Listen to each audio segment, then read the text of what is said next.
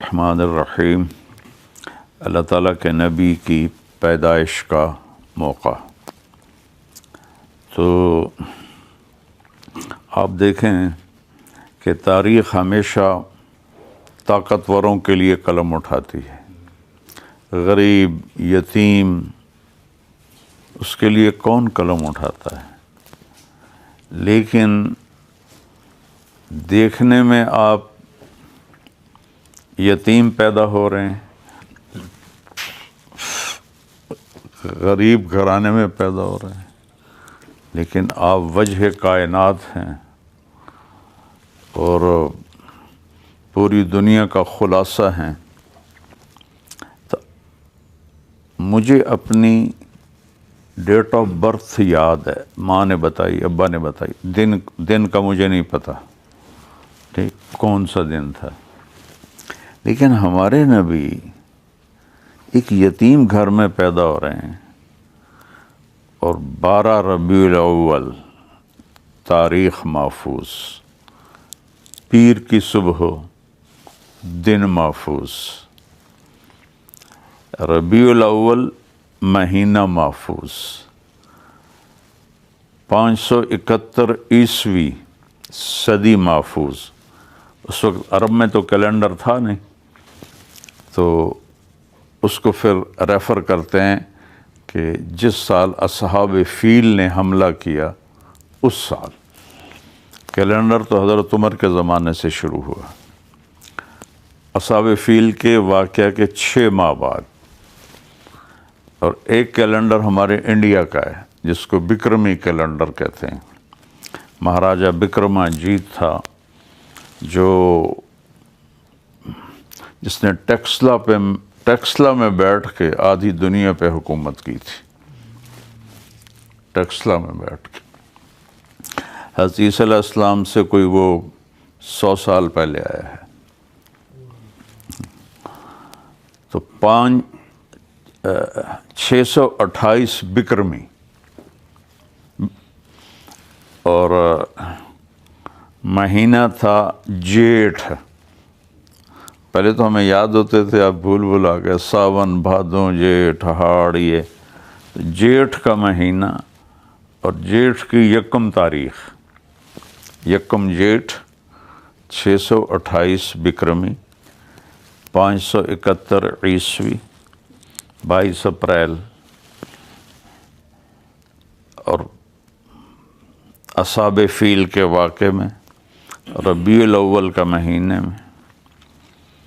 اور اس میں میں ایک تھوڑا ایڈٹ کرتا ہوں، اضافہ کرتا ہوں، چونکہ آپ پیدا ہوئے جب صبح الصادق نمودار ہو رہی تھی، تو میں نے مکے میں، اس وقت ڈائریاں ہوتی تھی جب 90s میں وہ ملتی تھی مفت، تو اس میں وہ ٹائم ٹیبل میں نے دیکھا 22 اپریل 4:20 پر تھی۔ تو پھر میں بیان میں اس کا بھی اضافہ کر دیتا ہوں کہ صبح کے 4:20۔ اب آپ ان 2 چیزوں پہ غور کریں۔ ربیع کہتے ہیں بہار کو، ٹھیک ہے، کہ یہ موسم بہار کی وجہ سے اس مہینے کا نام ربیع الاول رکھا۔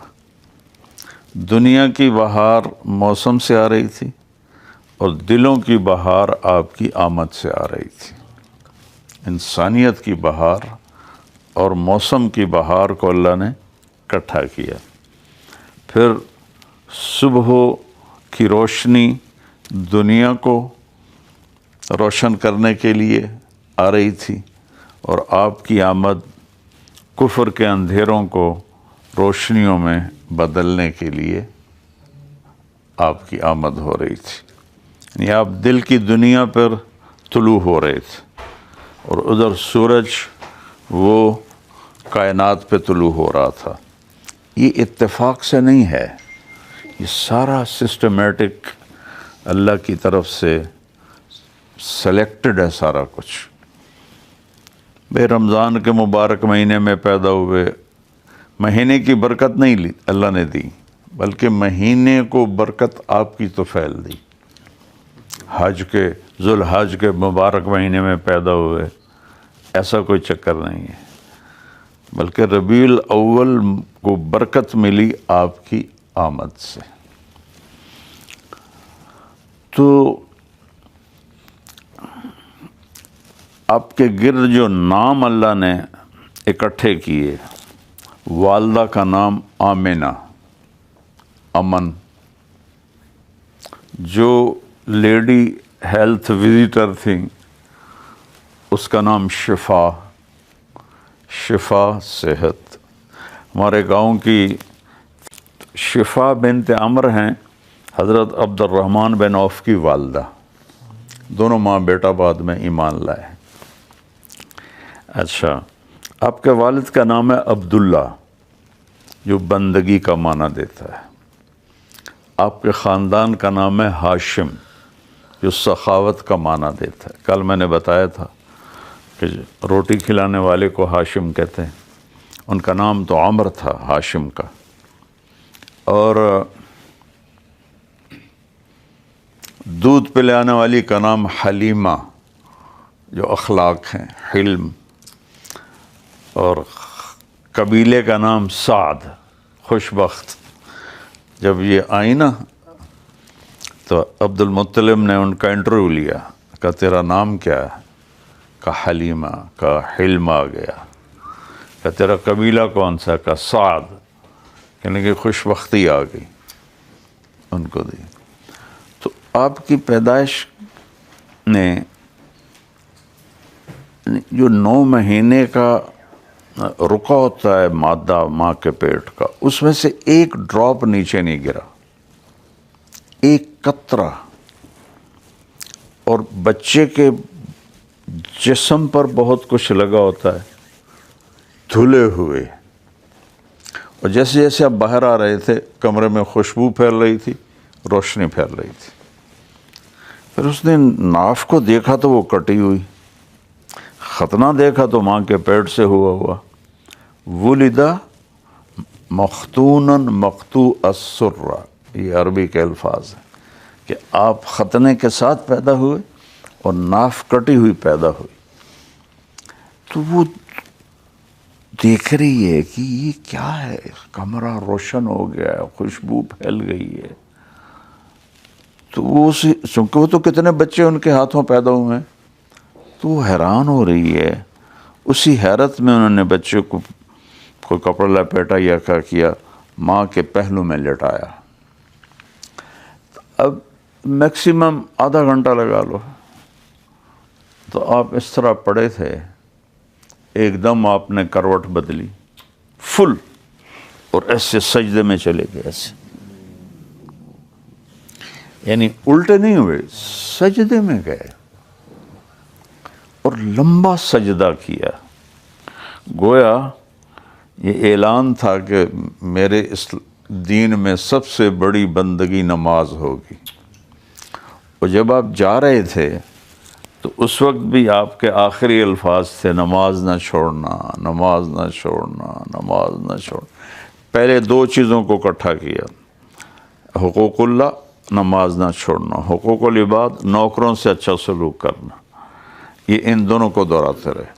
پھر آواز جب زیادہ کمزور ہو گئی تو پھر نماز نماز نماز، اور پھر اللہم الرفیق الاعلی، یا اللہ اب اپنے پاس بلا لے۔ تو سجدہ کیا۔ اب یہ دونوں ڈر گئیں بیویاں، حضرت آمنہ والدہ بھی اور ادھائی بھی، یہ کیا ہو رہا ہے؟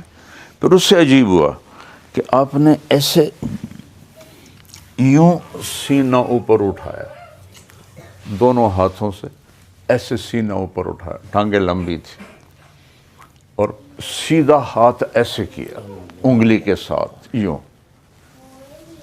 تو جب آپ نے ایسے کیا تو حضرت آمنہ کہتی ہیں ساری دنیا کے پردے ہٹ گئے میری نظروں سے، اور مجھے یمن کے محل اور روم کے محل، ایران کے محل نظر آنے لگے، حیرہ کے محل نظر آنے لگے، اور آسمان کے ستارے لگا کہ میرے اوپر گر رہے ہیں، اتنے قریب آ گئے۔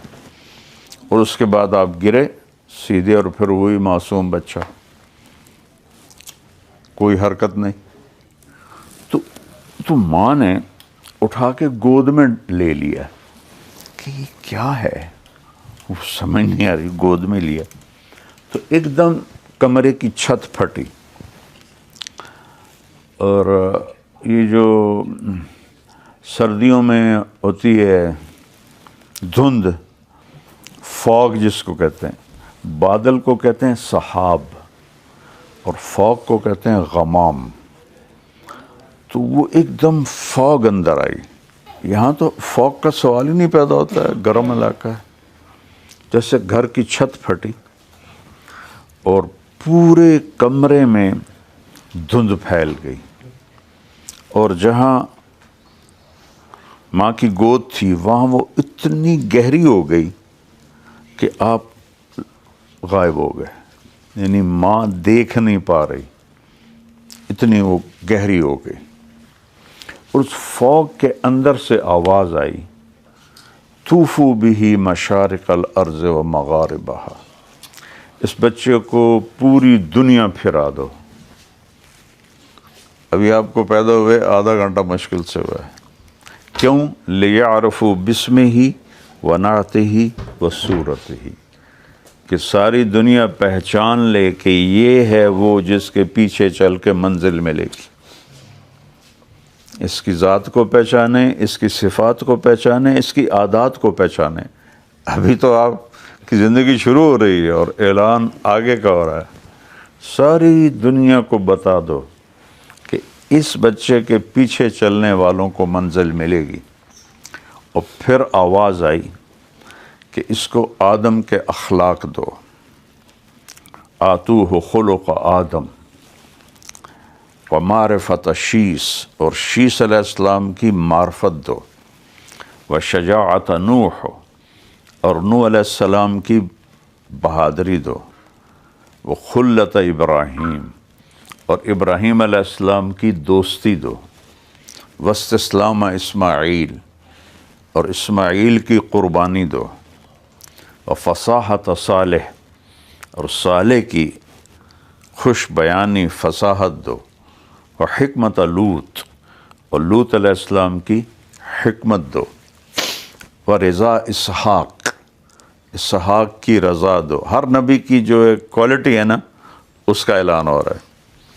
و بشرا یعقوب، یعقوب کی بشارت دو، و جمال یوسف، یوسف علیہ السلام کا حسن دو، و شدت موسیٰ، موسیٰ علیہ السلام کی شدت دو، و جہاد یوشع، یوشع علیہ السلام کا جہاد دو، و حب دانیال، اور دانیال علیہ السلام کی محبت دو، و وقار الیاس، اور الیاس کا وقار دو، و قلب ایوب، اور ایوب علیہ السلام کا دل دو، و لحن داود، اور داؤد علیہ السلام کی شیریں زبان، حسن بیان دو، و طاعت یونس، یونس علیہ السلام کی اطاعت دو، و زہد عیسیٰ، اور عیسیٰ علیہ السلام کی دنیا سے بے رغبتی دو، و اغمسوہ فی اخلاق النبیین، اور جتنا کچھ ہم نے نبیوں کو دیا وہ سب اس بچے کے اندر ڈال دو۔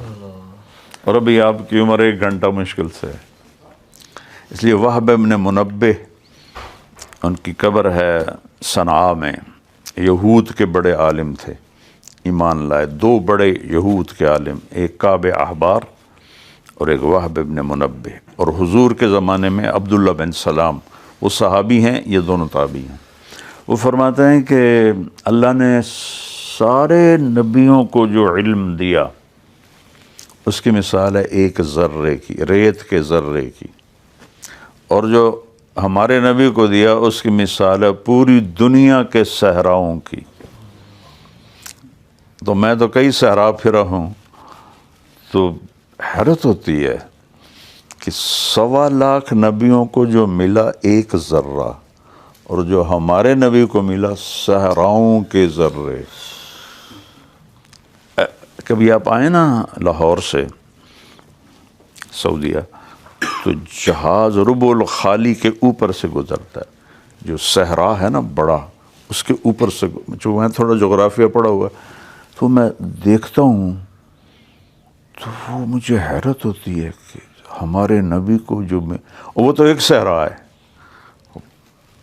6 بر اعظم میں صحرا ہے، تو اس کا مطلب تھا کہ ہمارے نبی کے علم کی کوئی حد کوئی نہیں ہے، اللہ کے سوا کوئی نہیں جانتا ہے۔ اور پھر وہ بادل جب ہٹ گیا تو آپ کا چہرہ 14ویں رات کے چاند کی طرح چمک رہا تھا۔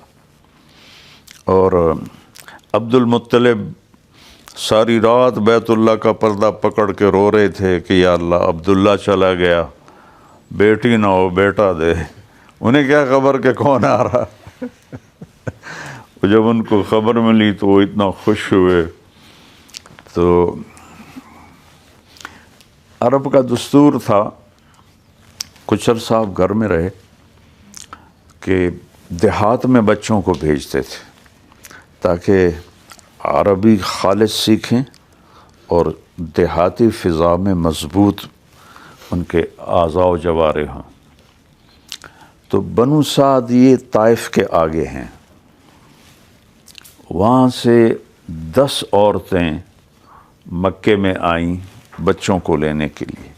اچھا، جس سال ہمارے نبی پیدا ہوئے اللہ نے 6 بر اعظم میں ہر ماں کو بیٹا دیا، کسی کی بیٹی نہیں پیدا ہوئی، ہر ماں کو اللہ نے بیٹا دیا، سب اللہ اپنے حبیب کے پروٹوکول میں۔ بیٹے کو ہر کوئی زیادہ پسند کرتا ہے۔ تو وہ جب حضرت جو حلیمہ تھیں، ان کی اونٹنی بھی کمزور تھی اور ان کا گدھا بھی کمزور تھا، تو لہذا وہ پیچھے رہ گئیں۔ 9 عورتیں پہلے پہنچ گئیں، جو آئے آپ کے گھر تو پتہ چلا یتیم تو چھوڑ کے چلی جائے اور کوئی اور بچہ لے لے۔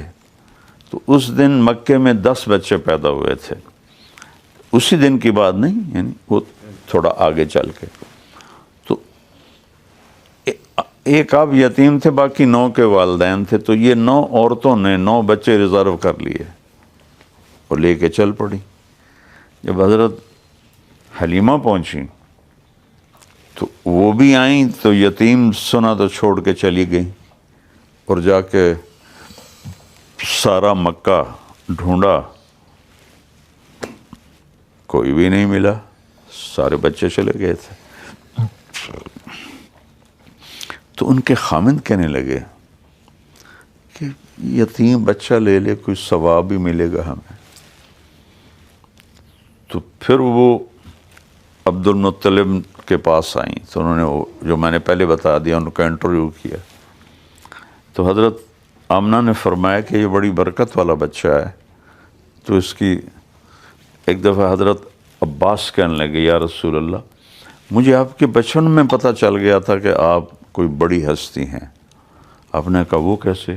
کہا میں آپ کے گھر آیا تھا اور آپ چارپائی پر لیٹے ہوئے تھے معصوم، تو بچہ ایسے کرتا نا، ہاتھ پاؤں ہلاتا ہے، تو کہا میں نے ایسے اوپر دیکھا تو 14ویں کا چاند تھا، جب آپ ایسے کرتے چاند ادھر ہو جاتا تھا، جب آپ ہاتھ ایسے کرتے چاند ادھر ہو جاتا تھا۔ آپ کے ٹانگوں اور ہاتھوں کی موومنٹ سے چاند ایسے ایسے ہو رہا تھا۔ تو آپ نے فرمایا کان القمر یناغینی و یحاکینی، چاند مجھے لوریاں دیتا تھا اور مجھے کہانیاں سناتا تھا، وَيَمْنَعُنِي مِنَ الْبُكَاءِ، اور مجھے رونے سے روکے رکھتا تھا کہ میری ماں اپنے کام میں لگی رہے۔ مجھے تو اس وقت ہی پتہ چل گیا تھا۔ تو حضرت حلیمہ نے جو ہی گود میں لیا تو دونوں چھاتیاں دودھ سے بھر گئیں۔ قحط کا زمانہ تھا، تو ایک بیٹا جو تھا وہ پہلے سے تھا حضرت حلیمہ کا، دودھ بالکل خالی تھا، یا آپ کو گود میں لیا تو چھاتیاں بھر گئیں۔ تو اس نے الٹی طرف لگایا تو آپ نے ہونٹ بند کر لیا، پھر سیدھی طرف لگایا تو آپ نے پینا شروع کر دیا۔ جب یہاں سے دودھ ختم ہوا پھر ادھر کیا تو آپ نے ہونٹ بند کر لیا کہ اپنے بھائی کے لیے حصہ چھوڑ دیا۔ تو رات ہو گئی تھی، تو کہنے لگیں حضرت حلیمہ کہ جا کے دیکھو شاید اونٹنے میں کوئی قطرہ دودھ ہو۔ وہ کہنے لگے دودھ کہاں سے ہوگا؟ تو تھانی اوپر چڑھ گئے، کہنے لگے شاید اس بچے کی برکت سے کچھ ہو جائے۔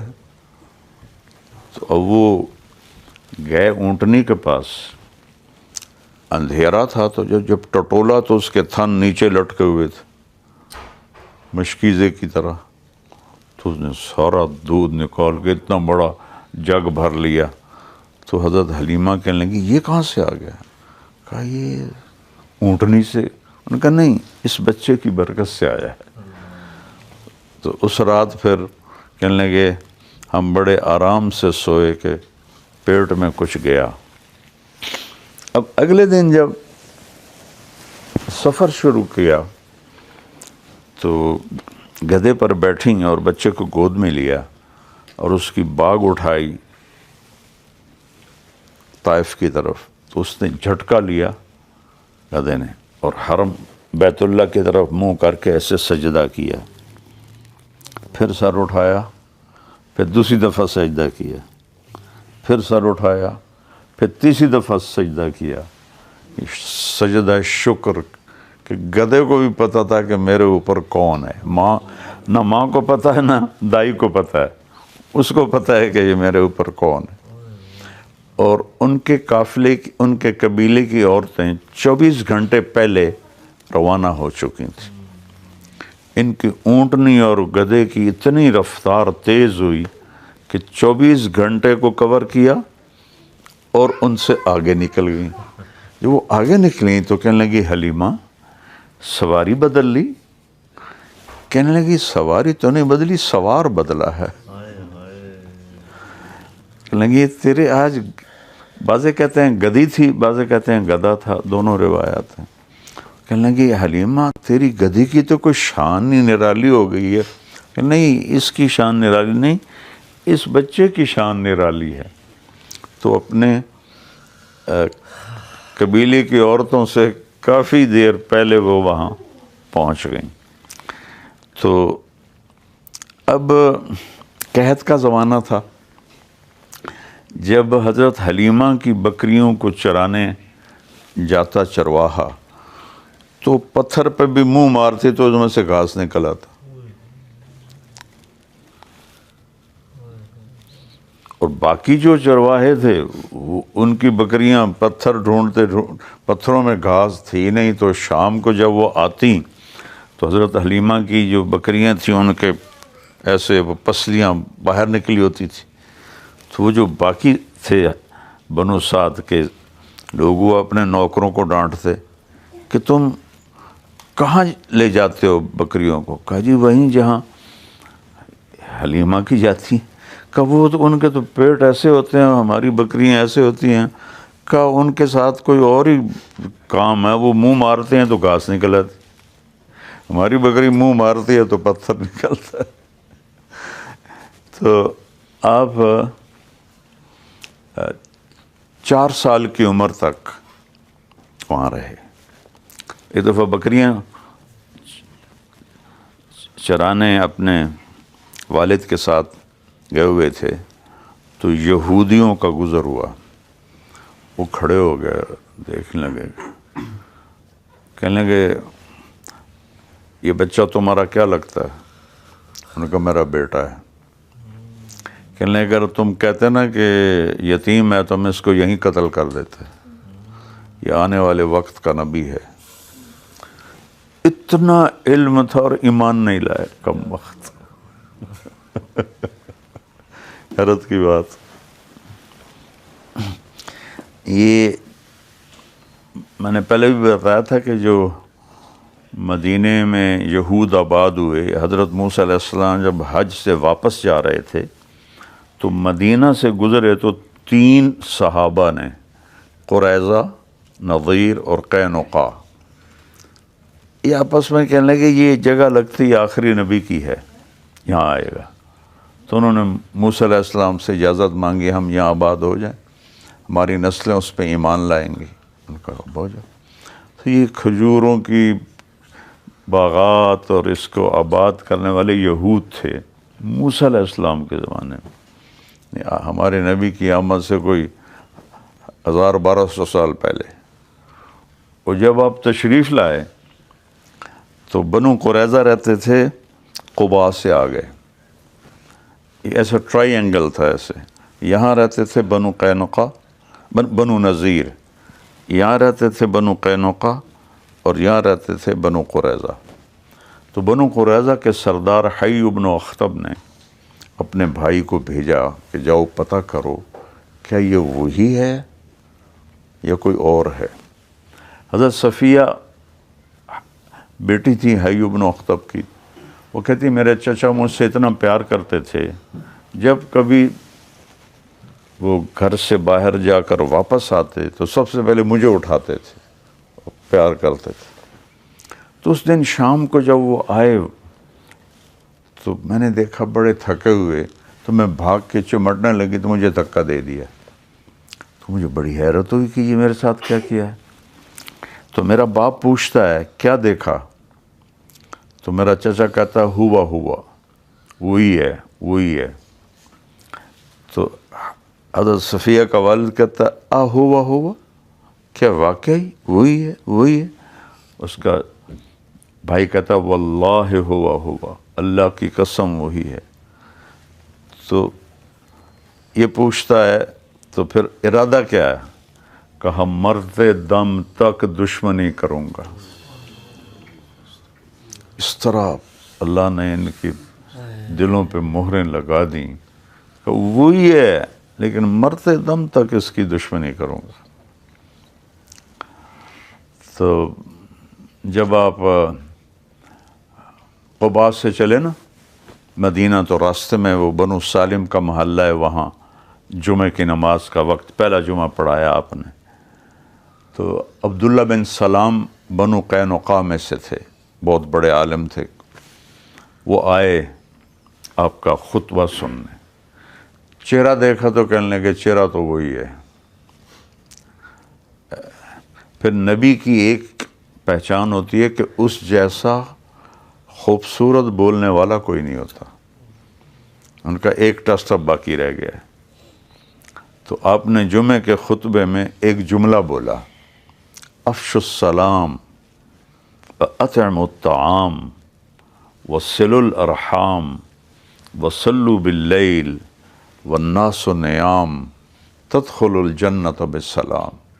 تو اس نے کہا میں گواہی دیتا ہوں یہ حسن کلام نبی کی سوا اور کسی کا نہیں ہوتا۔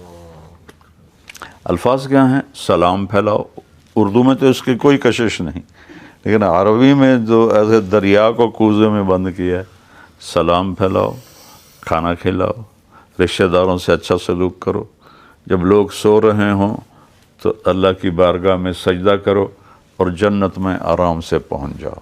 اس پر وہ ایمان لائے۔ تو بعد میں آیا اور کہنے لگے یا رسول اللہ یہ یہود بڑے ہی واہیات لوگ ہیں، میں ان کو آپ بلائیں، میرے بارے میں پوچھیں میں کیسا ہوں، میں چھپ جاتا ہوں۔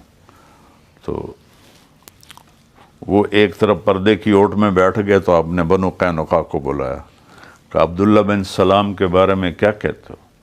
کہتا خیرنا ابن خیرنا اور عالمنا، پوری اس کی پٹی پڑھ دی۔ آپ نے کہا اگر وہ ایمان میرے اوپر میرا کلمہ پڑھ لے، کہا حاشا للہ، یہ ہو ہی نہیں سکتا وہ تیرا کلمہ پڑھے۔ تو آپ نے کہا عبداللہ، وہ باہر آ کر کہنے لگے اشہد ان لا الہ الا اللہ و اشہد ان محمد رسول اللہ، کہنے لگے شرنا ابن شرنا، یہ سب سے بڑا شریر ہے، شریر کا بیٹا ہے، شریف کا پوتا ہے، انتہائی غلیظ انسان۔ تو 4 سال کی عمر میں یہودوں نے پہچانا ہے کہ یہ آنے والے وقت کا نبی ہے۔ اور پھر یہاں آپ کا پہلی دفعہ سینہ چاک کیا گیا۔ آپ بکریاں چرا رہے تھے تو ان کو چٹان پہ لٹایا جبریل نے اور سینہ کھولا۔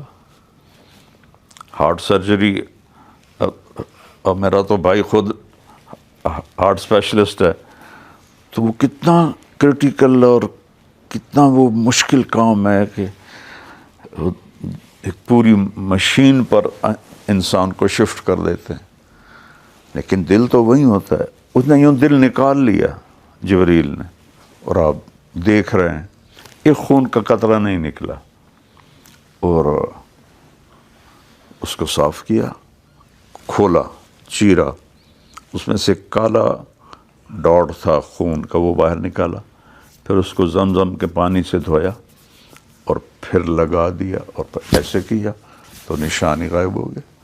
اوپر ہارٹ والوں کے پوری زندگی یعنی لمبی لکیر لگی ہوتی ہے. تو ان کے جو بھائی تھے نا وہ ڈر گئے، وہ بھاگے بھاگے گئے کہ میرے بھائی کو کسی نے قتل کر دیا. تو دونوں میاں بیوی آئے تو آپ سہمے ہوئے بیٹھے تھے. تو انہوں نے حضرت حلیمہ نے پوچھا بیٹا کیا ہوا؟ تو انہوں نے وہ سارا سنایا. پھر ان کا مشورہ ہوا کہ ان کو اب واپس کر دینا چاہیے، پتہ نہیں پھر اور کیا ہو جائے. تو دونوں میاں بیوی آئے اور آ کر واپس کیا. تو 2 سال آپ ماں کے ساتھ رہے. 6 سال کی عمر میں حضرت آمنہ اپنے خامند کی قبر پہ نہیں گئی تھیں ان کی وفات کے بعد. تو انہوں نے عبد المطلب سے اجازت چاہی کہ میں اپنے خامند کی قبر پہ جانا چاہتی ہوں. تو حضرت عبد المطلب نے اجازت دے دی. تو 3 افراد، ایک حضرت آمنہ، ایک حضرت ام ایمن، یہ آپ کے والد عبداللہ کی باندی تھی، نوکرانی تھی، حبشی تھی، اور ایک آپ کی ذات مبارک، مدینہ پہنچے اور 1 مہینہ وہاں گزارا. مجھے ویسے ہی اپنا وہ ایک ادبی ذوق ہے نا، تو مجھے خیال آتا ہے کہ جب پہلی دفعہ ماں آپ کو باپ کی قبر پہ لے کر گئی ہوگی تو ماں بیٹے میں کیا گفتگو ہوئی ہوگی. یہ کسی کتاب والے نے تو اس کو نقل نہیں کیا، تیسرا کوئی وہاں تھا ہی نہیں، لیکن آپ نے کیا پوچھا ہوگا کہ یہ کون ہے، یہ میرا کیا لگتا ہے، اور ماں نے کس طرح بتایا ہوگا. یہ ایک دھندلا سا تصور میرے اندر آتا ہے، تو بہت دل کٹتا ہے اس وقت. تو وہاں آپ نے فرمایا کہ میں نے تیرنا سیکھا. وادی عقیق ہے جو کہ اس وقت مدینہ کا ڈیفنس تھا وہ، تو وہاں بارشوں کا پانی اکٹھا ہو جاتا تھا تو وہ ایک جھیل بن جاتی تھی، اس سے پھر زراعت ہوتی تھی. تو جو مدینہ کے مالدار لوگ تھے وہ وادی عقیق میں گھر بناتے تھے، اس میں آپ نے جھیل میں آپ نے تیرنا سیکھا. اور پھر 1 مہینے کے بعد یہ قافلہ جب واپس چلا تو جب ابوا پہنچا، ابوا سے آگے کوئی 2.5 دن کا سفر تھا یا 3 دن کا سفر تھا. تو میں گیا ہوں حضرت آمنہ کی قبر پر گیا ہوں، تو وہاں ایک دم حضرت آمنہ کی طبیعت خراب ہوئی.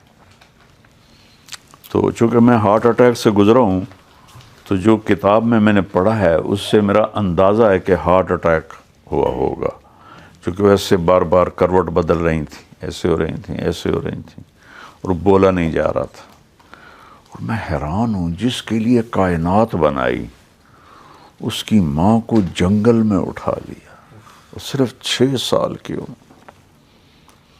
اگر یہ 4 دن بعد جاتی تو نکلتی تو مدینے میں موت آ جاتی، 4 دن پہلے چلتی تو مکے میں موت آ جاتی. دونوں جگہ سنبھالنے والے ہوتے.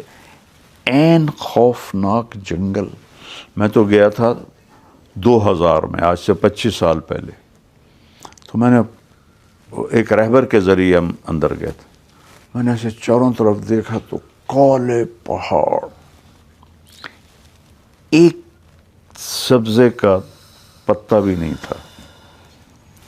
تو 1400 سال پیچھے وہاں کیا ہوگا.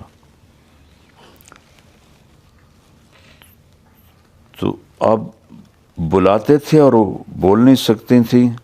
پھر آخری ان کے الفاظ تھے بیٹا کل جدید بال وکل حی میت ولقد ولدت طہرا، بیٹا ہر نئی چیز پرانی ہوتی ہے اور ہر آنے والے نے مرنا ہوتا ہے، اور میں ایسا بچہ چھوڑ کے جا رہی ہوں جو عالم کو پاک کر دے گا۔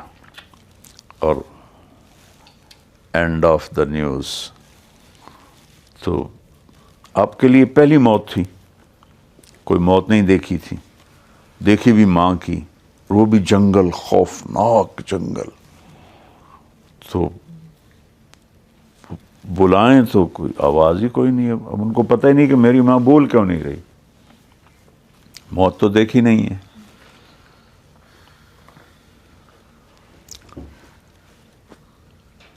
تو حضرت ام ایمن نے پتھر کٹھے کیے اور ان کے چاروں طرف جو لگا دی، وہ کھودنے کا تو سوال ہی نہیں، پر میں نے دیکھا اوپر کو 70 فٹ اونچا پہاڑ ہے وہ، اور وہاں ایسے ایک چوکور چبوترا سا بنا ہوا تھا پہلے سے ہی، وہاں ان کو ڈھک کے جب نیچے اترے تو آپ نے ہاتھ چھڑایا اور پھر بھاگ کے پہاڑ پر چڑھ گئے۔ تو ام ایمن جب پیچھے پہنچی تو آپ ماں کی قبر سے ایسے لپٹے ہوئے تھے اس پتھروں کے اوپر۔ تو جب وہ قریب پہنچی تو وہ کہہ رہے تھے ماں جی آپ مجھے اکیلا چھوڑ کے چلی گئی، آپ کے بعد اب میرا کون ہے، میں کس کے سہارے زندہ رہوں گا۔ تو ام ایمن نے اٹھایا، بیٹا چلو، تو ہاتھ جھٹک دیا، نہیں میں اپنی ماں کے پاس رہوں گا، میں اپنی ماں کے پاس رہوں گا۔ وہ کھینچ کے نیچے لائیں تو مکے تک روتے ہوئے سارا سفر آپ نے طے کیا۔ تو باپ ماں کے پیٹ میں 2 ماہ کے تھے اور ماں کو 6 سال میں اٹھا لیا، یتیمی کی زندگی۔ اور دادا نے پھر کفالت کی تو 2 سال بعد ان کو بھی اٹھا لیا، 8 سال کی عمر میں دادا بھی فوت ہو گئے۔ تو آپ کا بولنا بند ہو گیا تھا، آپ کسی سے بات نہیں کرتے تھے، چپ کر کے بیٹھے رہتے تھے، اور کھاتے بھی کچھ نہیں تھے، زمزم کا پانی پی کے بس۔ پھر حضرت ابو طالب نے جب آپ کی کفالت کی تو وہ ان کے گھر میں غربت تھی، تو پھر 8 سال کی عمر میں بکریاں چرانے کی نوکری کی، اور ہیں قاب قوسین او ادنیٰ، اور آپ کے پاؤں میں جوتا نہیں ہوتا تھا، جوتے کے بھی پیسے نہیں تھے، سر پہ سر ڈھانپنے کے لیے گرمی کی شدت، نہ پگڑی نہ رومال، ننگے سر ننگے پاؤں یہ غار ثور کے پاس جا کے بکریاں چراتے تھے۔ پھر شام کو واپس آتے تھے تو 1-2 ٹکے ان کو اس کی مزدوری ملتی تھی، وہ آ کے اپنی چاچی کو دیتے تھے، حضرت فاطمہ بنت اسد۔ اور شروع سے ہی آپ کے ساتھ معجزات تھے، جب آپ کھانے میں شریک ہوتے تھے تو سارے کزنز کو کھانا پورا ہو جاتا تھا، اگر آپ کہیں آگے پیچھے ہوتے تھے تو کھانا کم پڑ جاتا تھا، اولاد زیادہ تھی کھانا تھوڑا ہوتا تھا۔ تو حضرت فاطمہ بنت اسد کو تو اللہ نے ایمان دیا، بقیع میں ان کی قبر ہے، تو وہ کہتے جب تک میرا بھتیجا محمد نہیں آئے گا میں کسی کو روٹی نہیں کھلاؤں گا۔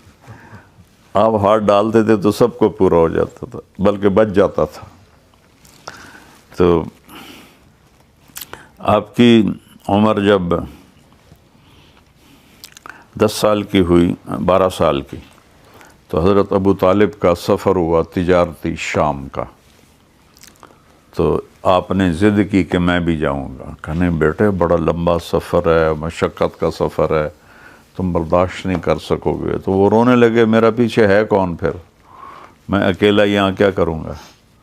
تو پھر ابو طالب کا دل نرم ہوا تو انہوں نے کہا چلو میرے ساتھ چلو۔ تو اردن میں ایک جگہ تھی زرقا،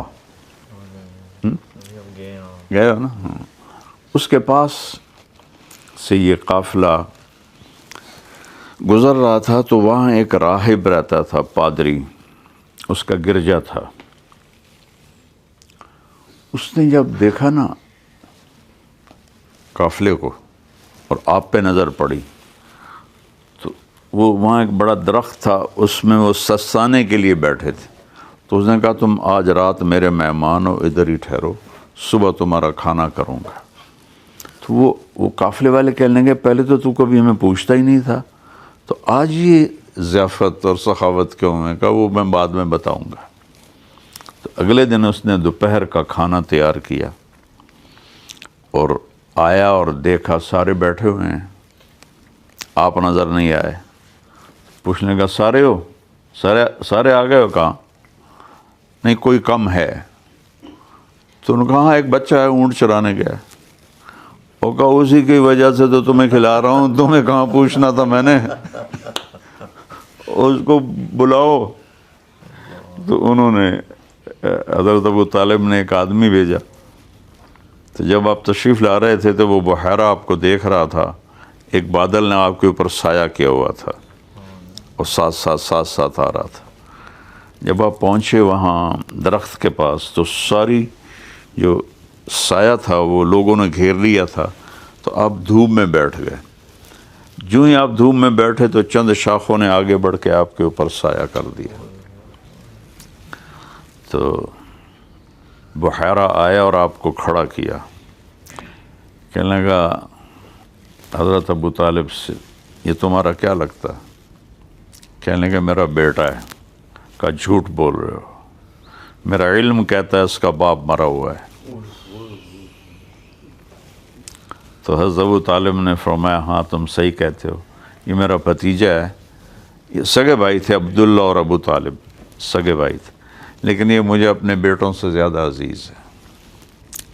تو اس نے آپ کی آنکھوں میں دیکھا تو سرخ دھاریاں تھیں. تو وہ کہنے لگا یہ جو اس کے سرخ دھاریاں ہیں یہ سفر کی وجہ سے ہو گئی ہیں یا مستقل ہیں؟ تو حضرت ابو طالب نے فرمایا مستقل ہیں. پھر اس نے آپ کی کمر سے کرتا اٹھایا تو وہ مہر نبوت نظر آئی اس کندھے کے ساتھ. تو وہ امتحان لینے کے لیے کہنے لگا میں تجھے لات و عزیٰ کی قسم دیتا ہوں، جو پوچھوں مجھے بتانا ہے. کہنے لگا خبردار، یہ لات و عزیٰ سے بری چیز میری نظروں میں اور کوئی ہے ہی نہیں، مجھے اس کی قسم مت دو. کہ اچھا میں تمہیں اللہ کی قسم دیتا ہوں. کہاں اب پوچھو کیا پوچھنا ہے. تو پھر اس نے حضرت ابو طالب سے کہا یہ آنے والے وقت کا نبی ہے، آخری نبی ہے، اور آج کے دن اس نے یہاں آنا ہے، ہماری کتابوں میں لکھا ہوا ہے، اور مجھے ڈر ہے کہ یہود اس کے پیچھے ہوں گے اس کو قتل کرنے کے لیے، تو اس کو یہیں سے واپس لے جا. اور تھوڑی دیر گزری تو پورا ایک فوجی دستہ پہنچ گیا آپ کے پیچھے آپ کو قتل کرنے کے لیے. تو بحیرہ کا تو ایک روب تھا نا، ایک بڑا بزرگ تھا. انہوں نے کہا جو چیز اللہ فیصلہ کر چکا ہو تم اسے بدل سکتے ہو؟ کہنے لگے نہیں. کہ پھر دفع ہو جاؤ، اس پر تمہاری تلوار نہیں چلے گی. تو وہ ان کی ہیبت اتنی تھی کہ وہ سارے واپس چلے گئے. تو حضرت ابو طالب نے وہیں اونے پونے بیچ کے اور واپسی کا سفر اختیار کر لیا. اتنی پہچان تھی. حضرت عمر رضی اللہ عنہ اپنی جوانی میں دمشق آئے کاروباری سلسلے میں. تو وہاں ایک رومی سے جھگڑا ہو گیا، انہوں نے اس کو وہ ڈنڈا تھا اس کے سر میں مارا. وہ تو موسیٰ علیہ السلام والا قصہ ہو گیا، جو انہوں نے مکہ مارا تھا وہ مر گیا، وہ رومی مر گیا. جب وہ مرا تو ان کو پکڑنے کے لیے لوگ بھاگے، وہ آگے بھاگ پڑے. اب وہ پہاڑی آدمی، وہ شہری ان کو کہاں ملائی دیتے تھے. تو پیچھے پورا ایک مجمع ان کو پکڑنے کے لیے. تو وہ بھاگے جا رہے. تو آگے نا ایک گرجے کے سامنے ایک پادری کھڑا تھا، وہ آپ کو دیکھ رہا تھا ایسے. جب اس سے آگے گزرنے لگے تو کہنے لگے ادھر آ جاؤ، اور بلا کے اپنے گرجے کے اندر بھیج دیا، دروازے پہ کھڑا ہو گیا. تو پیچھے لوگ آئے، حضرت یہاں ایک بدو تو نہیں دیکھا آپ نے ہمارے آدمی کو قتل کر کے بھاگا ہے؟ دفع ہو جاؤ، ادھر کوئی نہیں آیا. وہ سارے واپس چلے گئے. جب اطمینان ہو گیا تو ان کے پاس آئے، کہنے لگے کیا نام ہے تیرا؟ کہا عمر کہاں سے آئے ہو؟ کہا میں مکہ سے آیا ہوں۔ کہا تمہارے وہاں کسی نے نبوت کا دعویٰ کیا ہے؟ کہنے لگے نہیں۔ کہنے لگا ان قریب ایک شخص نبوت کا دعویٰ کرے گا اور تیرے مقدر میں اس کا ساتھی ہونا لکھا ہوا ہے، اور ان قریب تو میرا یہ ملک فتح کرے گا، تو مجھے یہاں نا تم لکھ کے دے دو کہ تیری فوجیں جب آئیں تو میرے اور میرے گرد جو گوشت نہ کہیں۔ کہنے کہ حضرت میری غربت کا مذاق تو نہ اڑا، میں مفرور مجرم اور مجھے تم بادشاہی سنا رہے ہو، مہربانی کرو اتنا مذاق نہ کرو میرے ساتھ۔ کہنے لگے تیرے کو جاتا ہے اگر میں تمہیں لکھنا آتا تھا حضرت عمر کو؟ کہنے کا تو لکھ کے دے دے۔ حضرت عمر نے لکھ کے دے دیا، اور پھر 15 ہجری میں شام صحابہ کی فوجیں شام میں داخل ہو رہی تھی، تو حضرت عمر نے ان کو خاص طور پہ ہدایت کی، او گر جائے ایک پادری زندہ ہو تو اس کو پروٹوکول دینا ہے۔ تو وہ زندہ تھا، ایمان نصیب نہیں ہوا۔ تو جب آپ کی عمر کوئی 23-24 سال ہوئی تو آپ نے تجارت کا سفر کیا، حضرت خدیجہ کا مال لے کر گئے ملک شام، اور واپس آئے تو اتنا پروفٹ تھا کہ حضرت خدیجہ بھی حیران اور ان کا جو ساتھ غلام تھا وہ بھی حیران کہ یہ اتنا پروفٹ کیسے ہو گیا ہے۔ تو اس نے کہا یہ بہت سچا آدمی ہے، بہت دیانتدار آدمی ہے۔ تو اس نے ایک پائی ادھر ادھر نہیں کی، پہلے تیرے نوکر ادھر ادھر کر دیتے تھے، پھر دوسرا سفر کیا، اس میں بھی اتنی ہی زیادہ پروفٹ ہوا۔ تو پھر حضرت خدیجہ بیوہ تھیں، پہلے ورقہ بن نوفل سے منگنی ہوئی، وہ ٹوٹ گئی، وہ ان کے کزن تھے جو عیسائی ہو گئے تھے۔ پھر اس کے بعد ابو حالہ سے شادی ہوئی، اس سے ایک بیٹا ہوا اور ابو حالہ فوت ہو گئے۔ پھر اس کے بعد ابن عابد سے شادی ہوئی، اس سے بھی اولاد ہوئی، مجھے یاد نہیں بیٹی کے بیٹا، وہ بھی فوت ہو گیا۔ تو 2 دفعہ بیوہ ہو چکی تھی۔ ان کے اندر خیال آیا کہ میں ان سے شادی کروں، تو انہوں نے اپنی باندی کو بھیجا کہ جا کے محمد کو تیار کرو صلی اللہ علیہ وسلم۔ وہ آئیں اور کہنے لگی محمد تجھے ایک خوشخبری سناؤں۔ کہنے کیا؟ کہ تو خدیجہ سے شادی کرے گا؟ کہنے لگا میں؟ وہ میرے پاس تو گھر بھی اپنا نہیں ہے، وہ اتنی مکے کی سب سے مالدار عورت ہے، میرے ساتھ کیسے شادی کرے گی؟ کہ تو ہاں کر تو میں بات چلاتی ہوں۔ کہنے لگا مجھے اور کیا چاہیے اگر مجھے یہ رشتہ ملتا ہے تو حضرت خدیجہ کے والد فوت ہو چکے تھے، چچا زندہ تھے، تو انہوں نے اپنے چچا کو شراب پلائی ٹکا کے، یا وہ پورے نشے میں چلے گئے نا، تو ان سے کہنے لگی چچا محمد بن عبداللہ میرا رشتہ مانگ رہا ہے، ہاں کر دو؟ کہلے ہاں کر دے۔ اس نے جلدی سے انہوں نے پگڑی پہ رنگ لگا دیا۔ جب صبح ہوئی تو کہنے لگی یہ رنگ کیا ہے؟ کہا آپ نے رات میرا رشتہ طے کر لیا۔ کہا توبہ توبہ، کب؟ کس سے؟ کہا محمد بن عبداللہ سے۔ کہا اس فقیر سے تیرا رشتہ کروں گا؟ کہا چچا سارے مکے میں خبر پھیل گئی ہے، اب آپ سردار آدمی ہیں، یہ دیکھو یہ رنگ بھی لگا ہوا، اگر آپ نے انکار کیا تو آپ کی شان میں کمی آ جائے گی۔ تو اس طرح حضرت خدیجہ رضی اللہ تعالیٰ عنہ نے منایا اپنے چچا کو۔ تو پھر اس کے بعد حضرت ابو طالب تشریف لائے اپنے بنو ہاشم کے ساتھ، اور حضرت خدیجہ کے گھر میں نکاح ہوا، اور پھر آپ نے اپنی باندیوں کو حکم دیا کہ رقص کرو، تو انہوں نے رقص کیا اس نکاح کی خوشی کا۔ تو اس کے بعد جب آپ اٹھنے لگے تو حضرت خدیجہ نے کہا کہاں جا رہے ہو؟ کب ہو گیا نکاح؟ کہا نہیں بیٹھو۔ نوکروں سے کہا 2 اونٹ لاؤ، 2 اونٹ ذبح کیے، کہا کہ یہ سارا اس نکاح کی خوشی میں مکے والوں میں تقسیم کر دو۔ تو اس طرح حضرت خدیجہ رضی اللہ عنہا وہ خوش قسمت خاتون ہیں جو آپ کی پہلی بیوی بنی، اور آپ نے ان کو اتنا پروٹوکول دیا کہ جب تک وہ زندہ رہیں دوسری شادی نہیں کی آپ۔ ان کی 40 سال عمر اور آپ کی 25 سال عمر، اور آپ کے لیے تو سارے مکے کی کنواری لڑکیاں حاضر تھیں۔ اللہ نے ایسا حسن و جمال دیا تھا، خاندانی شرافت سب سے زیادہ تھی۔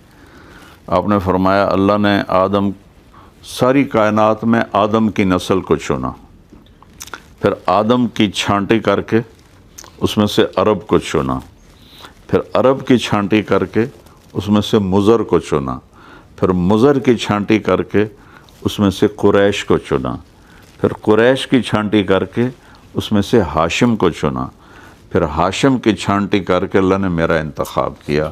میں تم میں سب سے عالی خاندان ہوں، سب سے عالی نسب ہوں، انا خیرکم ابا و نفسا۔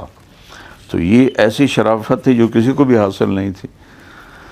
لیکن آپ نے 25 برس حضرت خدیجہ کے ساتھ گزار دے۔ حضرت عائشہ فرماتی ہیں کہ مجھے اپنی سوکنوں کے اوپر کبھی غیرت نہیں آئی، مجھے خدیجہ پہ غیرت آتی تھی جو مر گئی تھی۔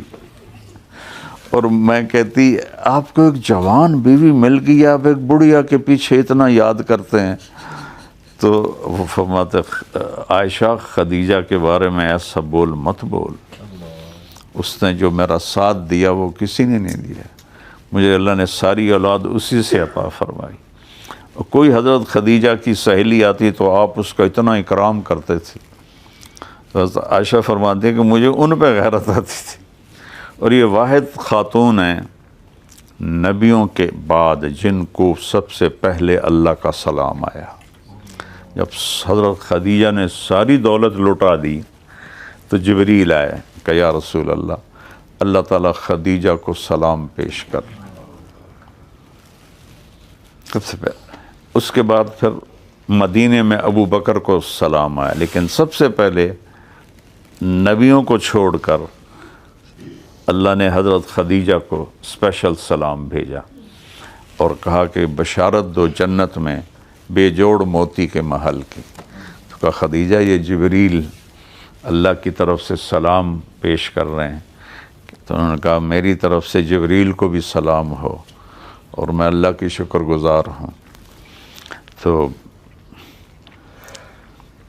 آپ نے 25 برس حضرت خدیجہ کے ساتھ نبھائے، اور اگر آپ کو عورتوں کا شوق ہوتا تو 25 سال کا جوان 40 سال کی عورت سے کیوں شادی کرتا؟ اور پھر 25 سال نبھائے۔